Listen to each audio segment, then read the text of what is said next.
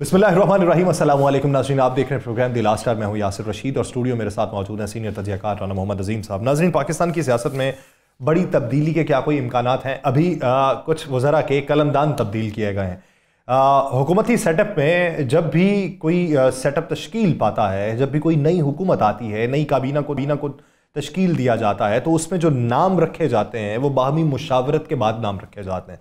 और जब ऐसी सूरत में कि कोई और पार्टी वजारत भी ना लेना चाहे, दूसरी बड़ी स्टेक होल्डर पार्टी वो वजारत भी ना लेना चाहे, और तब जाके आपको अपने लोगों को एडजस्ट करना हो, तो आपके लिए आसानी होती है। लेकिन फिर भी आपको कलमदान तब्दील करना पड़ जाए तो फिर आपके ऊपर प्रेशर क्या है, उसके पीछे वजूहात क्या हैं, फिर सवालात जन्म लेना शुरू हो जाते हैं। दूसरी तरफ महंगाई के अगर तूफान को देखें, आने वाले बजट को देखें, बजट के अंदर तरजीहात कैसी होंगी, किस किस सेक्टर में ज्यादा पैसा लगाया जाएगा, कहां कहां से रिलीफ को वापस लिया जाएगा, कौन सी चीज सब्सिडाइज की जाएगी, कौन नॉन सब्सिडाइज फैक्टर में चली जाएगी, मुल्की मईशत को बेहतरी की तरफ गामजन करने के लिए बैरूनी सरमायाकारी किस हद तक आ सकती है, तवानाई का बहरान, अब गर्मियों की शिद्दत में जूं जूं इजाफा होता जाएगा तो तवानाई के बहरान को किस सूरत में हमें आजमाना पड़ेगा, यह देखना पड़ेगा। तो इसी पे बात करते हैं, राना साहब की तरफ बढ़ते हैं। राना, सबसे पहले तो ये कि क्या आपको मुस्तकबिल करीब के अंदर कोई बड़ी तब्दीली के इम्कानात दिखाई देते हैं, जिस तरह से कल सायरा बानू साहिबा भी इशारा करके गई? बिस्मिल्लाहिर्रहमानिर्रहीम, अस्सलातु वस्सलामु अलैका या सय्यदी या रसूलल्लाह, अस्सलातु वस्सलामु अलैका या सय्यदी या हबीबल्लाह। यासिर साहब, एक तो ज़हन में रखिएगा कि बजट के बाद तब्दीलियों का रेला आएगा। एक तब्दीली नहीं, तब्दीलियों का रेला आएगा। जिस मुल्क के अंदर हुकूमत बने 7 दिन ना हो और दो वजारतें तब्दील कर दी जाएं, ये कोई 2 माह नहीं हुए। याद है आपको कि साहब तहरीक इंसाफ की हुकूमत में अगर किसी वजीर को तब्दील किया जाता था तो नून लीग की तरफ से क्या आवाज़ें आती थी? आपको तो याद होना चाहिए। जी जी, अच्छे तरीके से। हर 2 माह बाद जब कोई तब्दील होता था तो वो कहते थे कि ये क्या है, इस तरीके से देर पा। तो यहां पर तो 2 हफ्ते नहीं गुजरे, यहां पर तो 2 हफ्ते नहीं गुजरे।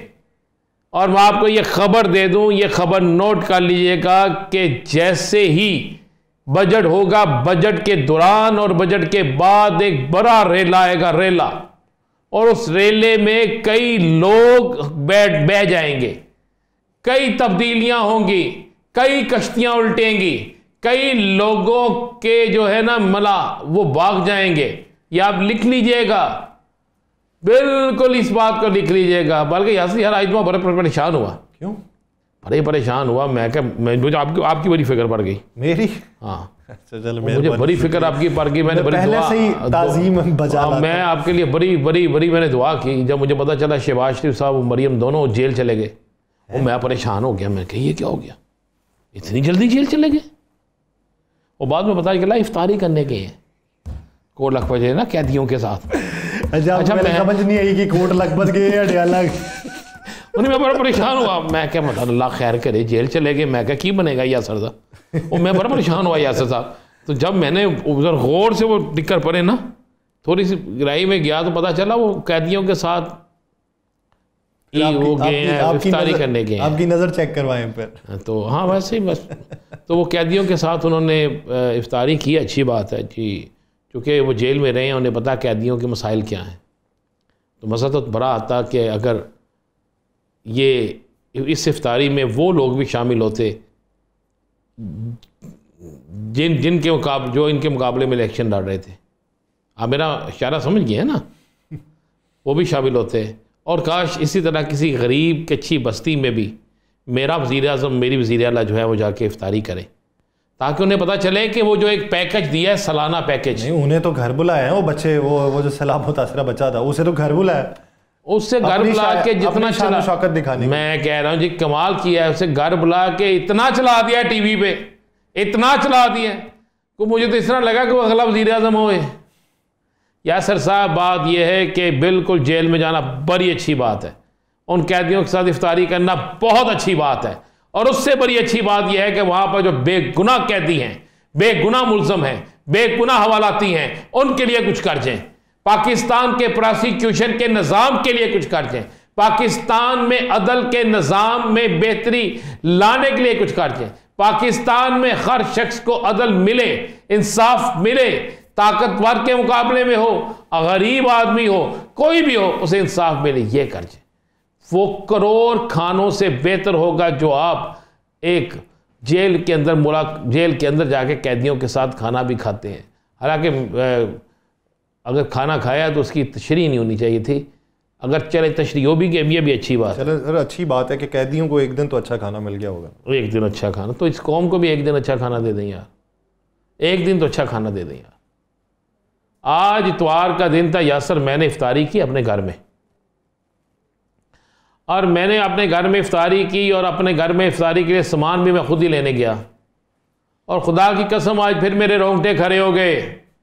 ये मैं आपको हल्फन कह रहा हूं, रोंगटे खड़े हो गए। और मैं अपने घर की इफ्तारी का सामान नहीं लेकर आया, बल्कि मैंने एक दुकान के सामने एक बच्चा और उसका वालिद, ये मैं आपको बिल्कुल बता रहा हूं, समोसों कचौरियों की दुकान नहीं होती, वहां पे खड़े हैं। तो वो उसने पहले बाप ने पूछा कि भाई समोसा कितने का है, जब उसने रेट बताया, उसने कचौरी कितने की है, बेटे ने कहा पापा कचौरी भी लेनी है। बहन ने आज पहला रोजा रखा है, मैंने भी आज पहला रोजा रखा है। तो उस बाप के पास इतने पैसे नहीं थे वो कचौरी ले सकता, वो समोसा ले सकता। चले मैंने अपना जो हिस्सा था वो डाला, वो लेके चले गए। लेकिन ये कितने ऐसे बाप, कितने ऐसे बच्चे जिनका पहला रोज़ा भी इस चीज़ के बगैर खुला होगा, कितने होंगे जो कांटे के लिए लंबी कतार में नहीं लग सकते।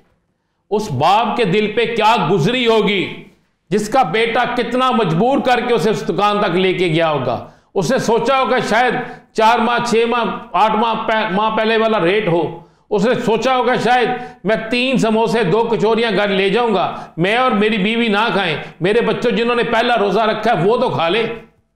कुछ लोगों को चीज़ें सिर्फ रमज़ान में खाने को दस्तयाब होती हैं, तो हमने वो भी दस्तयाबी छीन रखी। खुदा की कसम मैं घर आके हल्फन कह रहा हूं, मैं घर आके नमाज पढ़ी और मैं ज़ारो कतार रोया कि अल्लाह इस मुल्क पे रहम फरमा दे, हम इस इम्तिहान के काबिल नहीं हैं। ये चीज़ें मेरे हुक्मरान को नज़र क्यों नहीं आती, मेरे MPA को नज़र क्यों नहीं आती, मेरे MNA को नज़र क्यों नहीं आती, मेरे मुल्क के सियासतदानों को नज़र क्यों नहीं आती। हाँ, एक चीज़ ज़रूर है कि आज शहर लाहौर के अंदर, कराची में, लाहौर में, फैसलाबाद में, हर शहर के अंदर मुहैयर हजरात ने दस्तरखान बिछाए हुए हैं जहाँ पे लोग बैठते हैं, इफ्तारी करते हैं। लेकिन यासर बहुत से सफ़ेद पोश ऐसे हैं जो नहीं बैठ सकते वहाँ पे। लेकिन आपने दस्तरखानों में कमी देखी या इजाफा देखा?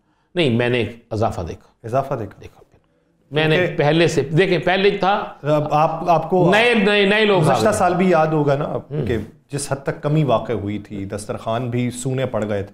सर उस वक़्त इस दफ़ा भी उतने नहीं हैं, लेकिन अब बहुत सी जगहों पे बहुत से हैं। कुछ लोगों सिर्फ पानी लगा के बैठे हैं मीठा, कुछ बैठे हैं। लेकिन मैं फिर वही कह रहा हूँ कि अभी मैंने यहाँ से निकले बाहर, तो ये ज़रा सा आगे जाए तो मैं देखता हूँ पाकिस्तान मुस्लिम लीग, मरकज़ी मुस्लिम लीग, अपनी मुस्लिम लीग ना समय बैठना, पाकिस्तान मरकज़ी मुस्लिम लीग जो है उन्होंने कुर्सियाँ चेयर्स रखी हुई हैं, बड़ी अच्छी सहरी की इफ्तारी कराते हैं। इसी तरह बाकी और भी मुहैयर हज़रात कराते हैं। बात ये है, ये फ़र्ज़ मुहैयर हज़रात का नहीं था, वो तो अपना अल्लाह के साथ कारोबार करते हैं ना। ये फ़र्ज़ हक़ में वक्त का होता है, ये फ़र्ज़ रियासत का होता है। तो रियासत किसको देगी, रियासत क्यों नहीं करती? मैं आपको बता रहा हूँ कि मैंने हल्फन बता रहा हूँ, उस बच्चे की शक्ल देख के, उसके वालिद की शक्ल देख के, ना उसके पास अब इतने पैसे थे कि अपने बच्चे की पहली इफ्तारी, अपनी बेटी की पहली इफ्तारी जो है वो अच्छे तरीके से कर सके। मैं अपनी इफ्तारी भूल गया, लेकिन मुझे तस्कीन ज़रूर हुई। मुझे मेरे अंदर के इंसान को एक लम्हे के लिए मुझे ये ज़रूर महसूस हुआ कि या अल्लाह तेरा शुक्र है तुम्हें हमें इस काबिल बनाया। लेकिन ये फ़र्ज़ किसका है? यह रियासत का फ़र्ज़ था। क्या जाके देखे रियासत आज के दिन तक चीज़ें सस्ती हुई? क्या आज के दिन तक वो ही राशन, मैं नहीं अब इस बहस में जाता किसकी तस्वीर है किसकी नहीं है, कितना राशन है कितना नहीं है, लेकिन वही राशन क्या मुस्तहिक के घर तक पहुंचा है?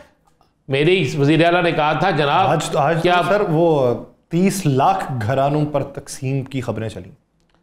30 लाख घराने? अच्छा, ये कितने ने? पंजाब में। नहीं, आपको नजर आया कोई?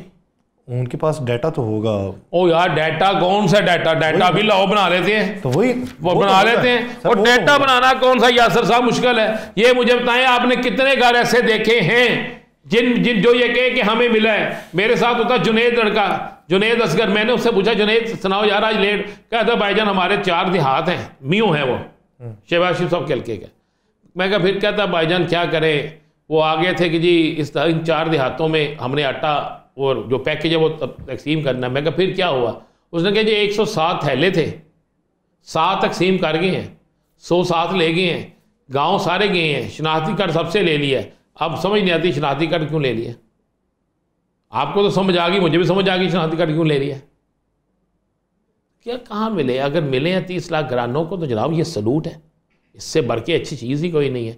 लेकिन इसको चेक कौन करेगा, इस पर चेक एंड बैलेंस कौन रखेगा, इसको जाकर परसू कौन करेगा, किसके सामने आएगी कि असल हकीकत क्या है, किसको किस तरह मिला है। और लेकिन वो शख्स जिसको नहीं मिला, जिसकी सहरी इफ्तारी जो है वो बिल्कुल खुशक रोटी से सादे पानी से बामुश्किल हो रही है, जिसके पास आने वाले दिनों में ईद के कपड़े नहीं होंगे, जिसके बच्चे ईद के कपड़ों के लिए तरसेंगे, यासर साहब उसका जिम्मेदार कौन होगा। जाएं जाकर देखें, ज़हीरा अंदोज़ों ने अपनी फैक्ट्रियां भरी हुई हैं, ज़हीरा अंदोज़ों ने अपने गोदाम भरे हुए हैं। किसी आपने कोई खबर पढ़ी है, अब तो सुबह से लेकर शाम तक सबसे ज़्यादा टाइम आप देते हैं, आपने कोई खबर ऐसी सुनी है कि 15, 20, 40 ज़हीरा अंदोज़ पकड़े गए जिनसे इतनी बड़ी मालियत में सामान बरामद हुआ है? कोई ऐसी खबर?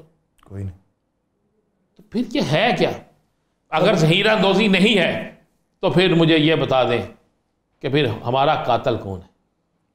सिर्फ 2 मिसालें देता हूँ। एक पाकिस्तान कानून हमारा, आपको याद होगा ना, वो एक उसने कैद गुजारी 15 साल की, तो जज ने फैसला दिया कि आपको बरी किया जाता है, आपको बेगुनाह रखा गया था। तो उन्होंने आगे से कहा कि अल्लाह तेनू SHO लावे। उसने कहा मैं जज हूँ। उन्होंने कहा जी वो SHO मैनू उदों कहता सी 1500 दे तो मैं तुम छड़ देना। तो 15 साल मैंने गुजारे। ये हकायक पे मबनी वाक़या। अब यूरोपियन कंट्रीज़ देखें, UK के अंदर सर एक उमर लॉ है, नाम ही उमर लॉ है उसका, हज़रत उमर फ़ारूक का कानून, वो वहाँ पर राइज है। अब एक बच्चा एक डिपार्टमेंटल स्टोर से एक ब्रेड का पैकेट चुराता है, उसको अदालत के अंदर पेश किया जाता है। जज उससे पूछता है कि तूने ये क्यों चुराया, तू कमा भी सकता था। तो उसने कहा जी कमाने के लिए मैं बहुत सारी जगहों पे गया हूँ। कहते हैं तू बच्चा है, लेबर लॉ लगेगा इस पर।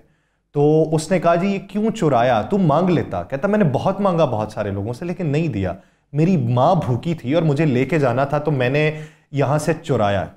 तो जज खड़ा हुआ है, जज ने कहा है कि मैं सज़ा सुनाता हूँ इस डिपार्टमेंटल स्टोर वाले को।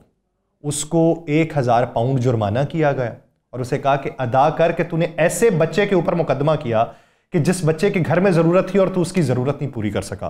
फिर वहां पर जो लोग खड़े थे उनको भी जुर्माना किया और जज ने अपना जुर्माना अदा किया। सर ऐसे बनते हैं माशरे, ऐसे नहीं बनते कि जहां पे जज को कहना पड़ेगा खुदा तेनू SHO लाओ। मुझे एक बात बताएं, आप तसव्वुर करते हैं कि पाकिस्तान में कोई ऐसा फैसला आएगा? तसव्वुर करते ही, आप तसव्वुर करते हैं, मुझे बता देना। यहां पे तसव्वुर ही नहीं ऐसा फैसला आएगा। यहां पर सबसे ज्यादा इंसाफ मिलता है ताकतवर को, बल्कि उसके घर चल के इंसाफ जाता है। मैं तल्ख बात करूंगा आज, चल के इंसाफ उसके घर जाता है। गरीब का बच्चा जो वाकई अपनी मां की मेडिसिन ना ला सके और अगर वो चोरी करे तो उसकी सजा इतनी बुरी होती है कि उसकी मां की जान भी चली जाती है और वो जिंदगी के आखिरी उम्र के हिस्से में चला जाता है। उसकी जमानत नहीं होती। उसको वकील, अगर उसके पास जमानत के पैसे हो तो मां की दवा ना ले आए। रियासत नाम किस्सा हम बड़े बड़ी 1 मिनट से पहले कहते हैं रियासत हमारी मां है, तो मां हमें पाले ना। मां जो है उसको फर्ज बनता है कि औलाद को भूखा ना रहने दे, इंसाफ करे औलाद के साथ। क्यों नहीं होता इंसाफ हमारे साथ? इसलिए नहीं होता कि हर दौर में हमारे हुक्मरान वो होते हैं जिनको सिर्फ और सिर्फ अपनी परी होती है, जिनको सिर्फ और सिर्फ अपनी जात से गर्ज होती है, जिनको सिर्फ और सिर्फ अपने माल से गर्ज होती है, जिनको सिर्फ और सिर्फ अपने इक्तदार से गर्ज होती है, जिसको अवाम से कोई गर्ज नहीं होती। जाए ना, मैंने तो आपको कहा कि आज मैं कोट लखपत जेल में इफ्तारी की, भाई हो गया, बहुत अच्छी बात है। कल इफ्तारी करें ना जाके उन गरीब घरों में जिन गरीबों के लिए इन्होंने ये पैकेज लाए थे, और फिर मजा तब आए कि पता चले कि जनाब 20 DCO 4 कमिश्नर फला, इतने लोग जो हैं इनको फारिग कर दिया गया है, इतने लोग जो हैं इनको बिल्कुल नौकरी से फारिग ही नहीं किया गया, ताहियात इन पर पाबंदी लगा दी गई है कि यह किसी जगह तैनाती इनकी नहीं हो सकेगी। फिर तो मज़ा भी आएगा ना। फिर हम भी यहाँ पे प्रोग्राम में कहेंगे, हर शख्स कहेगा वाकई इंसाफ मिला है, वाकई ये सज़ा मिली है। जब आपने सारा डिप्टी कमिश्नर्स के एंटर कर दिया है, कमिश्नर के एंटर कर दिया कि आप देखें आपकी प्राइस कंट्रोल कमेटियाँ किधर हैं, आपके वोट फार्म 47-45 जिसमें भी हो, आपके वोट लेने वाले एमपीए किधर हैं। मैंने आज एक एमपीए की सोशल मीडिया पे ना यासर साहब फुटेज देखी, तमाम पुलिस के सच उसके हल्के के एमपीए साहब के दरबार में हाजिर हैं। तो वहां पर क्या इंसाफ होगा, वहां पर क्या किसी ज़हीर अंदोज के खिलाफ कार्रवाई होगी, मुझे बता दें। ये तो माशरा है हमारा। और आप यहां पे बैठ के तारीफों के पुल बांध देते हैं कि जनाब बड़ी नई हुकूमत आ गई है, बड़ा कुछ हो जाएगा, बड़ा कुछ हो जाएगा। ये होना चाहिए। सब सेनेट के हवाले से कुछ बात कर लेते हैं। यहाँ पे तो कुछ बेहतरी होने नहीं वाली। सेनेट में बेशुमार नाम है मुख्तलिफ पार्टीज़ की तरफ से जो माइनस किए गए हैं, वो लोग जो नज़रियाती रहे।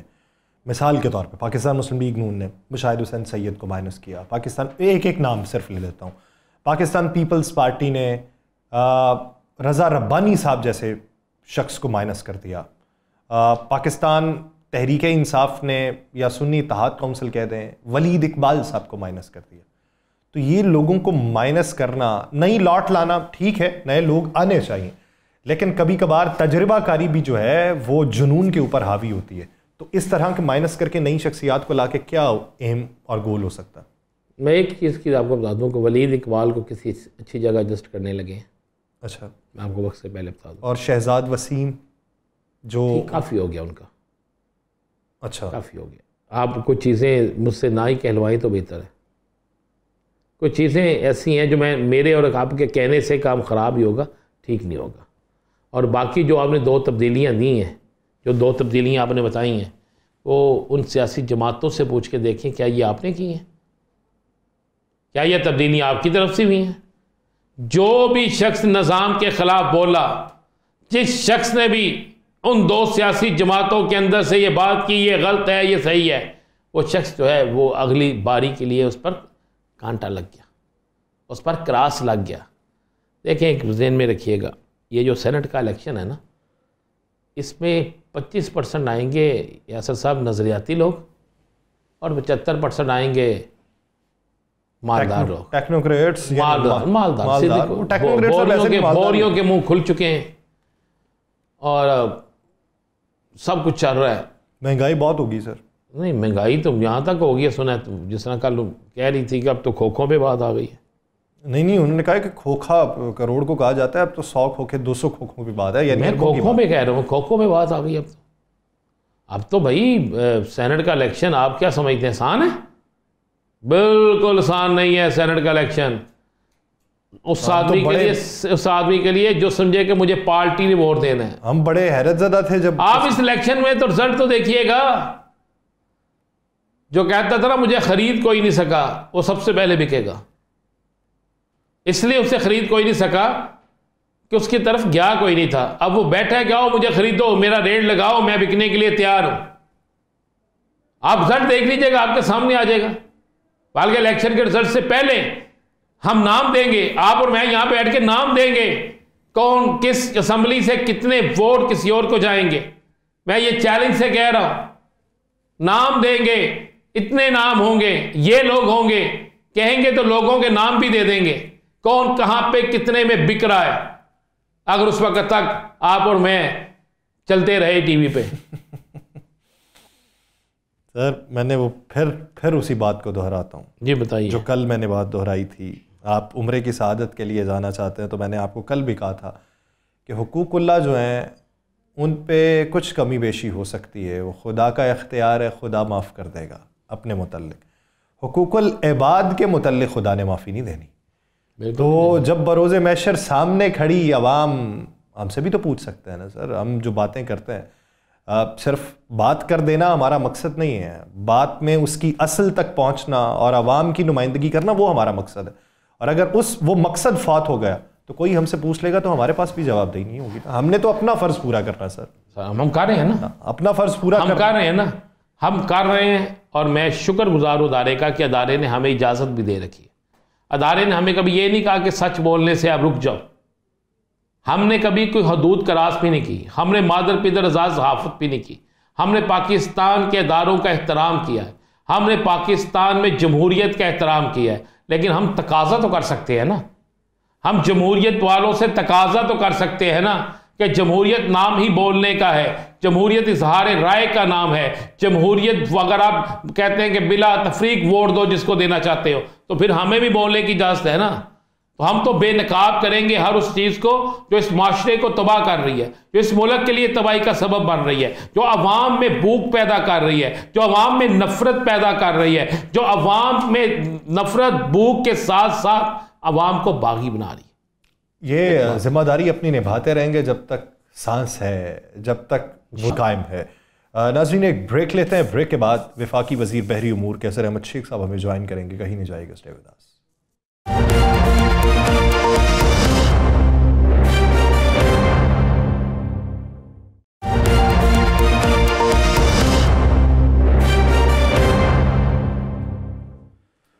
ब्रेक के बाद खुशामदीद नाज़रीन। ब्रेक से पहले पाकिस्तान के सियासी उमूर के ऊपर हमने बात की, जो हलचल इस वक्त मच रही है, और हुकूमती इकदामात के ऊपर हमने बात की है कि हुकूमती इकदामात में अवामी मफादात को मद्देनज़र रखते हुए कितने फैसले किए गए। इस वक्त मौजूदा सूरत हाल जो देखें, सिक्योरिटी बहुत सारे लोगों को मिली हुई है। शाह खर्चियों को ख़त्म करने के दावे तो बहुत से होते रहे, लेकिन हक़ाइक़ उसके बरक्स दिखाई देते हैं। आम आवाम को रिलीफ जो है वो उनकी दहलीज पर पहुँचाने की बात की गई, और आज खबरें चली हैं कि 30 लाख घरानों को राशन मुहैया किया गया।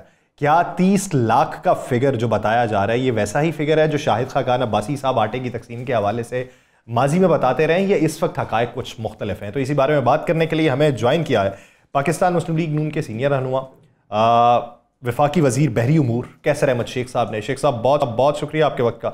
शेख साहब, सबसे पहले तो मुबारकबाद आपको वफाकी वजीर बनने के हवाले से, क्योंकि बहुत सी सिफारिशात आपकी इसी प्रोग्राम के थ्रू हुकूमत वक्त तक पहुंचती रही हैं। आप अपनी पार्टी के बारे में भी बातें करते रहें, लेकिन आप ये समझते हैं कि आपकी एबिलिटी के मुताबिक यही वजारत बनती थी? बात का आगाज़ यहीं से करते हैं, या फिर कोई और वजारत भी एबिलिटी के मुताबिक बनती थी? बिस्मिल्लाहिर्रहमानिर्रहीम। मैं सबसे पहले तो आपका मशकूर हूँ कि आपने हमेशा मुझे अपने साथ लिया। हम मुसलसल डायलॉग करते रहे, उस हवाले से मेरी रिकमेंडेशन या मेरा जो आइडियाज़ या पॉइंट ऑफ व्यू पहुँचते रहे लोगों तक भी और गवर्नमेंट तक भी। ये बड़ी अहम वजारत है जो मियाँ शहबाज शरीफ साहब ने मेरे ऊपर कॉन्फिडेंस करते हुए मुझे दी, और क्योंकि मैं कराची में रहता हूँ और मैं बड़ा टच में हूँ इस वजारत के शुरू से ही, मेरा बिजनेस से रिलेटेड है। आज से 40 साल पहले मैंने Karachi chamber of commerce industry का इलेक्शन लड़ा, जो कि KPT की एक ट्रस्टी की सीट होती है जो प्राइवेट सेक्टर देता है। हर 2 साल बाद एक ट्रस्टी जो है वो प्राइवेट सेक्टर से जाता है, और मैंने वो बहुत बड़ा इलेक्शन मरहूम उमर करीम जो कि गुल अहमद के मालिक, गुल अहमद ग्रुप के मालिक थे, उनके साथ 1-to-1 कंटेस्ट किया। तो एक सीट के लिए 10 उसकी ट्रस्टी की सीटें हैं। और ये इस वजारत में तो कराची पोर्ट है, फिर गवादर पोर्ट है, फिर पोर्ट कासम है, और फिर शिपिंग है। और मैं समझता हूँ अपॉर्चुनिटीज बहुत ज़्यादा हैं कि हम इसको मॉडर्नाइज कर सकें। हमारी जो पोर्ट्स हैं उसकी सूरत हाल नेबरिंग पोर्ट से बहुत हम कम हमारी सलाहियत है, या हम कम उनको लोगों को सर्विस दे रहे हैं। क्वालिटी बेहतर कर सकते हैं। उसमें पीरियड जो है उसकी शिपिंग का और जो अनलोडिंग और फिर जो क्लियरेंस के पीरियड है उसमें पोर्ट की तरफ से काफ़ी कुछ काम किया जा सकता है। डैमरेज पड़ जाते हैं बिजनेस पे। तो मैं बड़ा खुश हूँ इस बार से। और अभी मेरे लिए एक चैलेंज है कि मुझे एक चैलेंज मैंने कबूल किया है।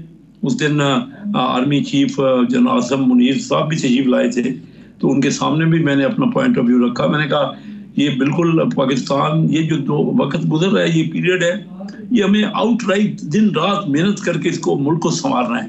और ये जो चैलेंज हमें दिया गया है, हम इंशाल्लाह पूरी कोशिश करके इस पे अमल करेंगे और पाकिस्तान को बेहतर करने की तरफ हम राग़िब होंगे इंशाल्लाह। ऐसा ही होगा। शेख साहब, एक यासर ने जिक्र किया ना रिलीफ पैकेज का आपने भी तकसीम किया होगा, आपको भी मिला होगा रिलीफ पैकेज, वो जो गवर्नमेंट ऑफ पंजाब ने दिया, क्योंकि आपको पंजाब के हल्के से ही आप इलेक्शन लड़े थे कौमी असम्बली का। आपने वो रिलीफ पैकेज देखा है ना?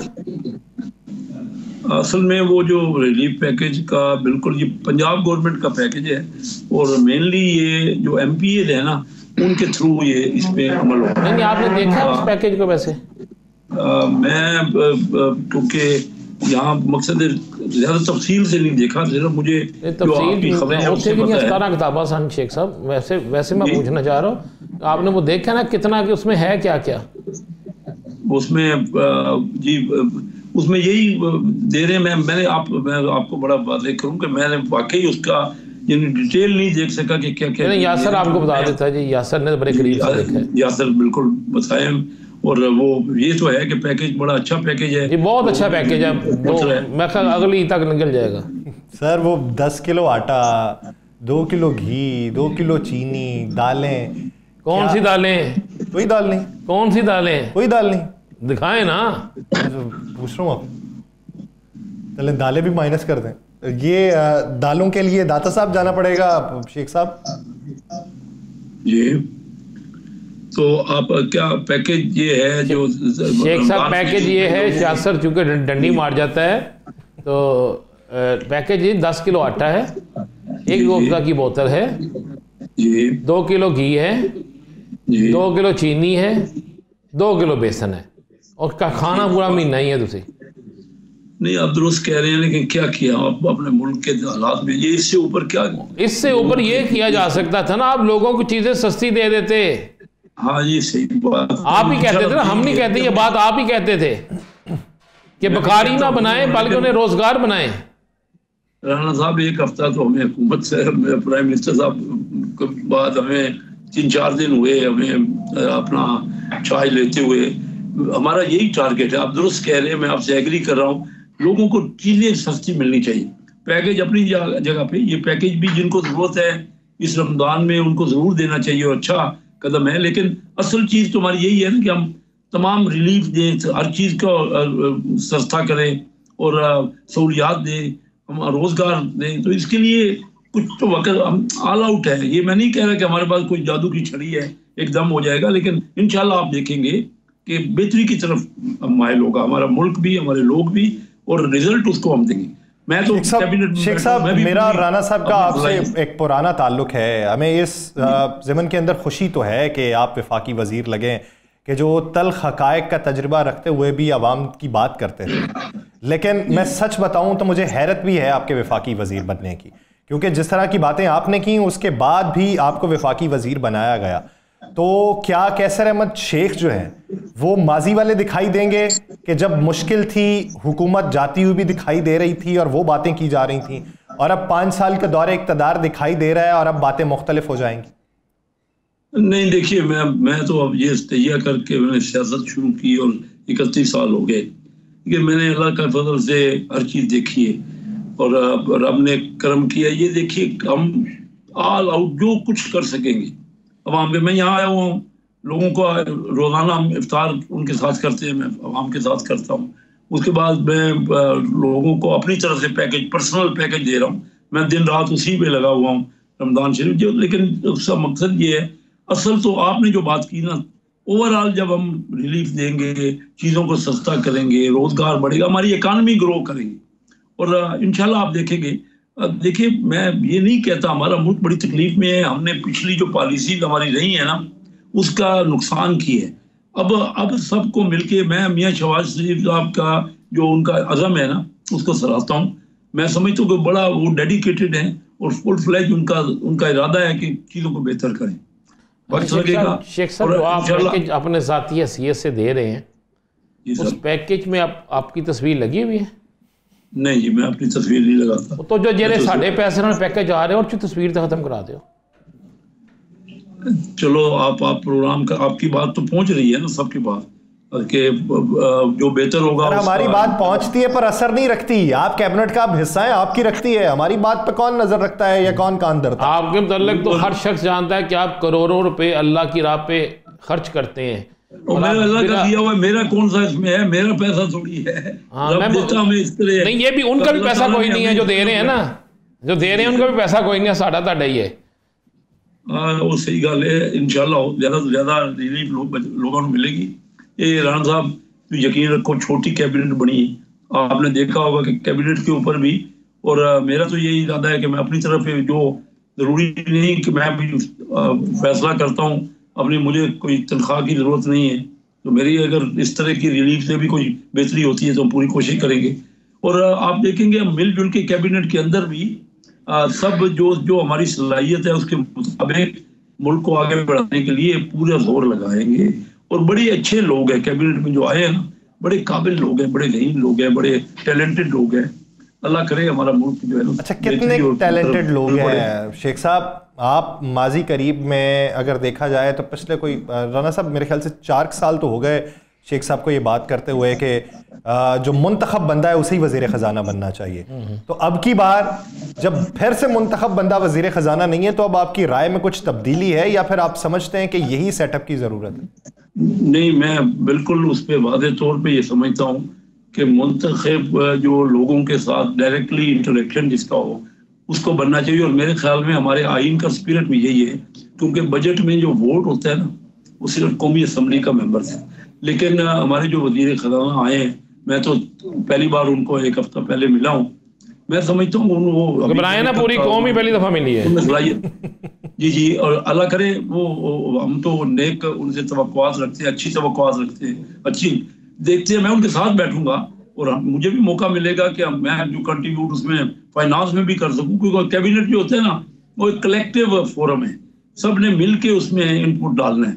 बिल्कुल वो हमारे फाइनेंस को इंचार्ज हैं, वो देख रहे हैं, लेकिन हम भी जो हमारी समझ में आएगी हम अपनी तरफ से पूरी राय देंगे कैबिनेट में, और इंशाल्लाह बेहतर आप महसूस करेंगे कि हमारा कोई ना कोई अमल दखल होके सबका तो कलेक्टिवली जो रिजल्ट निकलेगा ना, अब हमारे पास और है नहीं, और कोई ऑप्शन ही नहीं है कि हमने अपने आप को इम्प्रूव करना है, बेहतर रिजल्ट देने हैं और लोगों को रिलीफ देना है।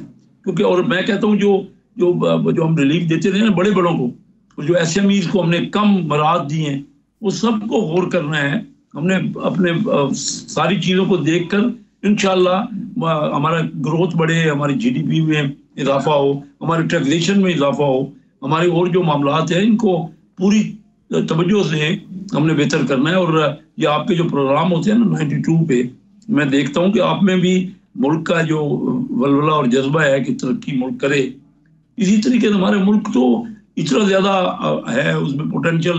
पहले इजलास से पहले आर्मी चीफ साहब ने भी हम जो वजीरों में से उन्होंने बातचीत की। मैं देखता हूँ कि उनमें ज़्यादा जज्बा है, और उन्होंने ये बात की कि 2 सल्तनतें ऐसी बनी हैं, जैसे मदीने का नाम उन्होंने कहा असल नाम तैयबा है, और पाकिस्तान और तैयबा जो है वो एक ही मायने रखता है, यानी साफ सुथरा और क्लीन। तो हमने आगे बढ़ना है, और पाकिस्तान में पोटेंशियल है और बिलियंस ऑफ डॉलर्स के मिनरल्स हैं और हमारे और अपॉर्चुनिटीज हैं, जिसको हमने जिससे फायदा उठाना है। इंशाल्लाह। शेख साहब एक होता है कि एक बंदे को वजीर बनाते हैं, उसे कहते हैं ऐसे देखो भाई ये 10 दिन 15 दिन 20 दिन 30 दिन चलेगा, इसकी कारकर्दगी क्या है, फिर उसके बाद फैसला होता है कि इसको तब्दील करना है, इसकी कारकर्दगी बेहतर करनी है, कोई ऐसा मामला होता है प्रोबेशन पीरियड। लेकिन यहाँ पे तो अभी आपको 1 हफ्ता हुआ है बने हुए और आप लोगों की वजारतें भी तब्दील होना शुरू हो गई हैं। ये क्या माजरा चल रहा है? लोगारी साहब की, फिर मुसद्दक मलक साहब की वजारत का तब्दील होना, क्या कोई और तगड़े लोग आ रहे हैं, किसी और जगह से सिफारिश आ गई है, कोई किसी और को ओबलाइज करना है, ये क्या मामला है? मेरे देखिए ना, ये तो मुझे तो नहीं, अगर वजारत पे तब्दील हुई है तो देखिए किसी का जो जिस शोबे में जो ज़्यादा बेहतर रिजल्ट दे सकते हो सकता है उन्होंने वज़ीर आज़म साहब से बातचीत की हो, और वज़ीर आज़म साहब ने दोनों मशवरे के साथ ये बेहतर समझा हो कि ज़्यादा बेहतर कौन मिनिस्टर किस शोबे में काम कर सकता है। तो ये तो ऐसी कोई बात नहीं है। शेख साहब ये बहुत बड़ी बात है, ये फेडरल कैबिनेट है सर। फेडरल कैबिनेट में आप ये कैसे कर सकते हैं कि किसी को लगा के फिर अंदाज़ा लगाएं कि नहीं अच्छा ये किसी और में बेहतर हो सकता है। सर उसका पेपर वर्क पहले होता है। दूसरी बात, जब आप इस बात के ऊपर आए कि किसी ने अच्छा डिलीवर नहीं किया होगा, तो अभी कुछ ही देर पहले आप ये कह रहे हैं कि अभी तो 7 दिन हुए हैं हमें आए हुए, इतनी जल्दी तो हो नहीं सकता। तो फिर 7 दिन में वो वजीर कितना बेहतर कर सकता है? नहीं, वो बात तो नहीं, अभी डिलीवरी का तो कोई टाइम हुआ नहीं, लेकिन हो सकता है कि मुश्तरका आपकी गुफ्तगू शरीर से ये बेहतर लगा हो कि नहीं ये फलां परफॉर्म वहाँ बेहतर कर सकता है और फलां बंदा वहाँ बेहतर कर सकता है। ये तो कोई ऐसा बात नहीं है कि जिसमें कोई खिलाफ। देखिए आप भी राणा साहब कोई ना कोई पॉइंट तो निकाल ही लेते हैं, लेकिन ये कोई ऐसा मसला नहीं है। मैच हो रहा होता है ना क्रिकेट का, तो कभी किसी को स्लिप में लगाया जाता है और किसी को किसी चले जनाब, आज हम पॉइंट पे बात ही नहीं करते शेख साहब। आज क्योंकि खुशी का दिन है आपके, आप वजीर बने हैं, अवाम जैसे भी हालात पे हो, लेकिन आप अवाम के लिए सोचते हैं। ये आप मेरे लिए बड़ी खुशी है कि आप कम अज़ कम सोचते हैं। चले ये खुशखबरी बता दें कि हम कब तक महंगाई की दोज़ख से बाहर निकलेंगे? राणा साहब, ये आपने बड़ा ही अच्छा सवाल और बड़ा संजीदा सवाल किया है। देखिए हमारी आबादी बढ़ रही है, हमें बहुत कुछ करना है। ये सिर्फ एक कोई मिनिस्ट्री कोई भी आके ये कहे कि एकदम ये बेहतरी आ जाएगी, हम ज़्यादा से ज़्यादा तवज्जो उधर कर सकते हैं और ज़्यादा से ज़्यादा मेहनत कर सकते हैं। और ये मैं आपको बता दूं कि इस वक्त अमेरिका के रीजन में तरक्की नहीं हो रही, ना यूरोप में तरक्की हो रही है, तरक्की हो रही है हमारे इस रीजन में। पाकिस्तान तरक्की नहीं कर रहा, बाकी इस रीजन में तमाम ममालिक, चाइना, इंडिया, बांग्लादेश बहुत ज़्यादा तरक्की कर रहे हैं। सारी ग्रोथ इस रीजन में है। और यकीन जानिए कि मैंने जो देखा है अपना आर्मी चीफ का, हमारे आसिम मुनीर साहब का जो जिस किस्म का मुसम्मम इरादा, और मैं अपने वज़ीर आज़म शहबाज शरीफ साहब का जो देखता हूँ जिस तरह अनथक वो मेहनत में लगे हुए हैं, आप मुतमईन रहे, इंशाल्लाह हम रिजल्ट निकालेंगे। और हमने ये चैलेंज कबूल किया है और इंशाल्लाह जल्द से जल्द, मैं ये तो नहीं कह सकता 1 साल में क्या हो जाएगा, लेकिन हर महीने रिव्यू होगा, हर हफ्ते हमारी कैबिनेट की मीटिंग है, उसमें भी फैसले होंगे। और हमारे लोग मेहनती, हम उस तरफ इंशाल्लाह चल पड़े हैं। हम कर्जों के ऊपर हम इंसार कम कर रहे हैं और इन्वेस्टमेंट के ऊपर इंसार ज्यादा है। मैंने ये 2 दिन ब्रीफिंग ली है अपनी वजारत की। यकीन जानिए वहाँ इतना मसलन मैं आपको सर, अगर कर्जों पे इंसार कम है तो $8 बिलियन के लिए IMF से क्यों डिमांड कर रहे हैं सर? नहीं, वो तो है, इस वक्त तो जरूरत है। मैं कह रहा हूँ लॉन्ग रन में जो मैं बात कर रहा हूँ कि मुस्तकबिल में हमारी प्रायोरिटी कर्जे लेना नहीं है, बल्कि इन्वेस्टमेंट के लिए ज़्यादा अपॉर्चुनिटी बनाना। इस वक्त तो हम इसरार कर रहे हैं, हमें ज़रूरत है, अभी तो हम कर्जा ले रहे हैं, कोई वो तो सबके सामने है। मैं लॉन्ग रन में बात कर रहा हूँ कि हमारा इन्सार, हमारी कोशिश है कि कर्जों की निस्बत हम लोगों को अपना कंडूसिव माहौल बनाएं, यहाँ पे साजगार फिजा हो कारोबार के लिए और लोगों को कॉन्फिडेंस आए, डायरेक्ट फॉरेन इन्वेस्टमेंट आए, हमारी एक्सपोर्ट बढ़े। SME के लिए हम कोशिश कर रहे हैं कि ज़्यादा उनके ऊपर तवज्जो हम करें। इस वक्त टोटल कर्जों में ना, मैंने आपको कई बार आपके प्रोग्राम में बताया, 93% सिर्फ चंद अमीर लोगों को कर्जा मिलता है टोटल कर्जे का, और सिर्फ 7% लाखों मिलियंस जो हमारे SME हैं, स्मॉल एंड मीडियम एंटरप्राइजेज, उनको मिलता है, जिसमें काश्तकार भी शामिल है। कर्जा ही नहीं है लोगों के पास। एक बच्चा, काबिल बच्चा पढ़ के जब आता है तो क्या करे, जब उसके पास फंड नहीं होंगे, पैसा नहीं हो, अपना काम तो कर नहीं सकता। सिर्फ इलेक्शन लड़े शेख साहब, इलेक्शन लड़े, फारग 47 हासिल करें। वो इलेक्शन लड़ना भी तो आप तो उस बच्चे ने क्या कर, हमारे जैसों का काम नहीं सर, वो तो आप जैसों का काम है ना। नहीं, इसमें कोई शक नहीं है कि पैसा चाहिए इलेक्शन के लिए और लोगों की खिदमत चाहिए। बड़ा मुश्किल काम है, कोई आसान काम नहीं है। मैं 31 साल से दिन रात गली गली मोहल्ला कूचा जाता हूँ, लोगों की बातें सुनता हूँ, मेहनत करता हूँ। तभी हर बार लोग मुझे इस रेले में आपने देख लिया कि क्या जरूरत थी। फैसलाबाद डिवीजन में बहुत कम हमारी मुस्लिम लीग नवाज की सीटें निकली, तो अल्लाह ताला ने निकली कोई नहीं जी कि तुसी काट लेती आप भाई।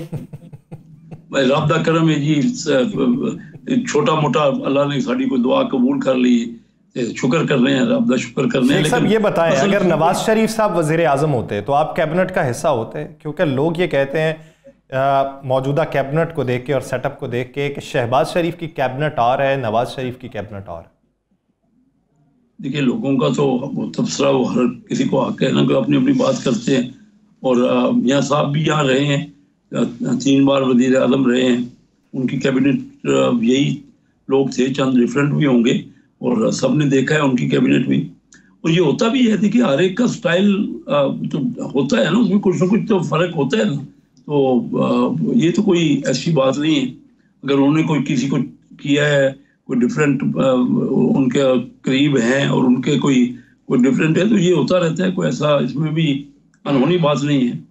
लेकिन मैं ये समझता हूँ कि मियाँ नवाज शरीफ साहब बड़े कामयाब, 3 उनकी जो रही है उनके दौर, उसमें पाकिस्तान ने तरक्की की है। और कंपैरेटिवली अगर दूसरी पार्टियों के मुकाबले में देखें तो मुस्लिम लीग नवाज ने ग्रोथ में काफ़ी हिस्सा लिया है। आपने बहुत तरक्की की, कोई शक नहीं है इसमें। मैं नहीं अब बोलता किस मामले में तरक्की की, फिर आप कहते हैं नुक्ता निकाल लिया। इस तरक्की को आवाम ने 8 फरवरी को बता दिया कि तरक्की कितनी की। ठीक है, आवाम ये तो इलेक्शन है, और देखिए फेयर इलेक्शन हुए ना कि हमारे बड़े बड़े वजीर जो है, शेख साहब आपने दिल पे हाथ रख के कसम खाए, शेख साहब दिल पे हाथ रख के कसम खाए, रमजान का महीना है, इलेक्शन फेयर हुए हैं। मेरे यहाँ तो बिल्कुल मैं आपके नहीं, मैं पूरे पाकिस्तान की बात कह रहा हूँ। मैं अपनी कॉन्स्टिट्यूएंसी में अल्लाह की कसम, ना मैंने किसी एक वोट के लिए कोई कहीं मैंने मुदाखलत की, ना मैंने लोकल, मैं तो 6 महीने 1 साल अपने डीसी, लोकल डीसी को मिला भी नहीं, देखी भी नहीं, उनकी शक्ल भी नहीं देखी मैं। हालांकि तो मैं अल्लाह की कसम खा के कहता हूँ, मुझे बिल्कुल यकीन से कहता हूँ, आपको रमजान का है कि मेरी कॉन्स्टिट्यूएंसी में कोई किसी किस्म की मुदाखलत नहीं थी और हमने बिल्कुल फेयर इलेक्शन ये लड़ा है। आप कोई शिकायत आपको करे तो आप मुझे बताइए। हमने और ना हमने किसी पे दबाव डाला, ना कोई किसी किस्म का कोई हमने ऐसा काम किया जिसमें कोई नुक्ताचीनी हो। हमने तो अपना लोगों को मोटिवेट किया है पाकिस्तान की तरफ। अच्छा शेख साहब, एक आखिरी सवाल, आप भी तनकीद करते रहे पार्टी पॉलिसी के ऊपर भी, लेकिन आप वजीर बन गए। अब मोहम्मद जुबैर साहब ने तो बबांगे दोहल बहुत सी बातें, बहुत से राजों से पर्दा उठाया। अब गवर्नर सिंध की तब्दीली के हवाले से बातचीत हो रही है, तो जो नाम जेर गौर हैं उन नामों में चलें वो तरजीही फहरिस्त में आखिर पे क्यों ना हो, मोहम्मद जुबैर साहब का भी नाम है। तो मोहम्मद जुबैर साहब को नवाज शरीफ साहब तो नॉमिनेट नहीं कर सकते कि इनको गवर्नर बनाए, तो फिर वो नॉमिनेशन किसकी है? ये तो मेरे नॉलेज में तो नहीं है, ना मेरा इस मामले में मेरा कोई मुशावरत हुई है। अगर आपको पता है तो आप बता सकते हैं, मुझे तो नहीं है इसका कोई। हमें मालूम होता तो आप पूछते क्यों सर? नहीं, लेकिन मुझे भी नहीं पता इन मामलों में, तो अभी नया वजीर हुआ हूँ। इन चीज़ों में कैबिनेट मीटिंग एक पहले दिन हुई, थोड़ी मुख्तसर मीटिंग थी, अब अगली मीटिंग तो होंगी तो ज़्यादा तफसील से चीज़ें सामने आएंगी। इस उम्मीद के साथ कि आपके डिपार्टमेंट में कुछ बेहतरी आएगी और कुछ मुल्की खजाने को फ़ायदा होगा। बहुत शुक्रिया कैसर है इस हवाले से अपना वक्त देने के लिए। नाज़रीन, दीगर इशूज़ पे बात करेंगे, एक शॉट पर कहीं नहीं जाइएगा, स्टे विद अस।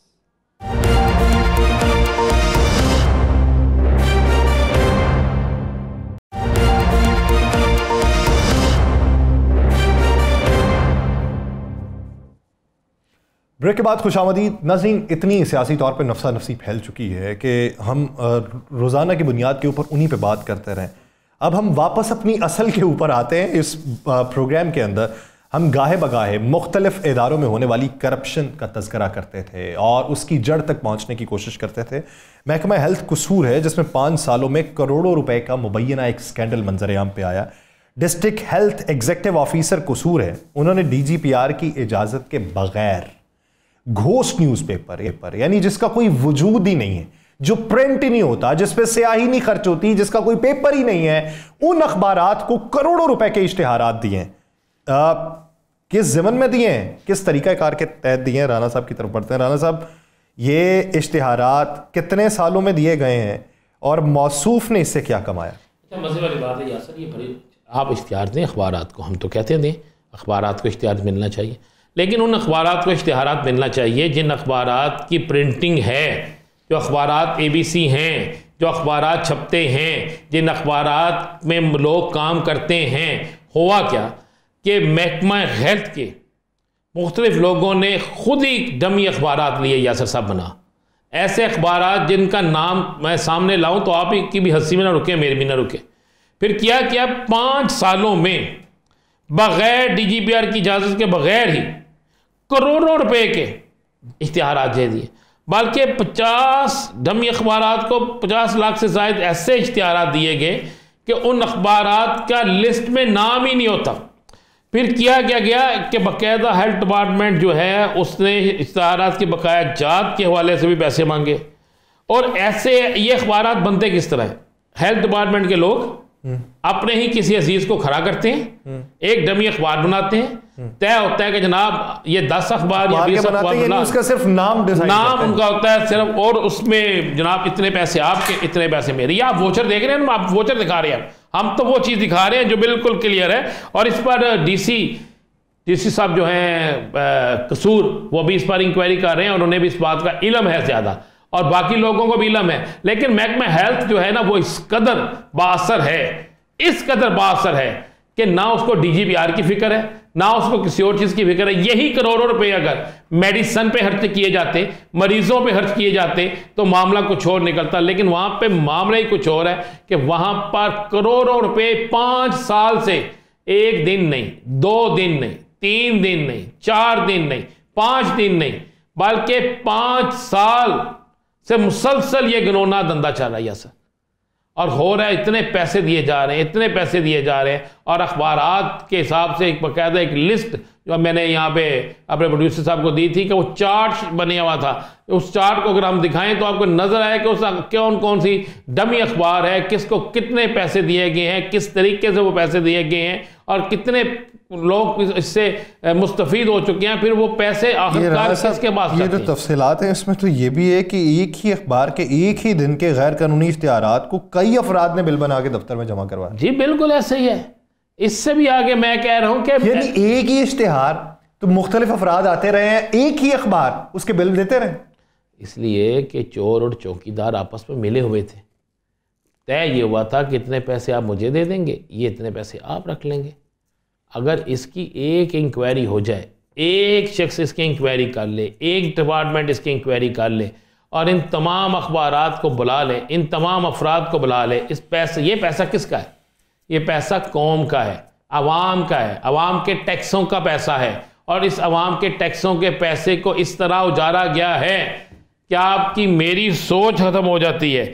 आप इस पे बिल्कुल हम कई लोगों को वैसे ले सकते हैं। ये तरीक़ाकार क्या होता है, क्या किसी अस्पताल का इश्तिहार देने का? क्योंकि इस पे तो मेंशन है कि एक वेब चैनल ने भी, हाँ वेब चैनल, अंदाजा लगाएं, वेब चैनल को तो सरकारी इश्तिहार जारी नहीं ना हो सकता। होता ये तरीक़ेकार होता है, DGPR इश्तिहार जारी करता है, डायरेक्ट आप जारी नहीं करते, आप DGPR को देते हैं। वहाँ पे जो डिस्ट्रिक्ट ऑफिसर होता है आप वो उस इश्तिहार को जारी करता है, आगे सारा कुछ होता है। लेकिन यहाँ पर तो गंगा ही उल्टी बह गई है। और हमने तो वो डॉक्यूमेंट्स ये सारे मेरे पास मौजूद है, मैं तो देख के परेशान हो गया। इतने खांचे लगा रखे हैं लोगों ने, और फिर कहा जाता है कि मुल्क नहीं सुधरता, इदारों में से होती तो कैसे सुधरेगा? पहले अपना आप सुधारिए, फिर मुल्क सुधर जाएगा। नाज़रीन, प्रोग्राम का वक्त ख़त्म हो जाता है। आपसे मुलाकात होगी अगले हफ्ते। अपना बहुत सा ख्याल रखिएगा। अल्लाह निगहबान।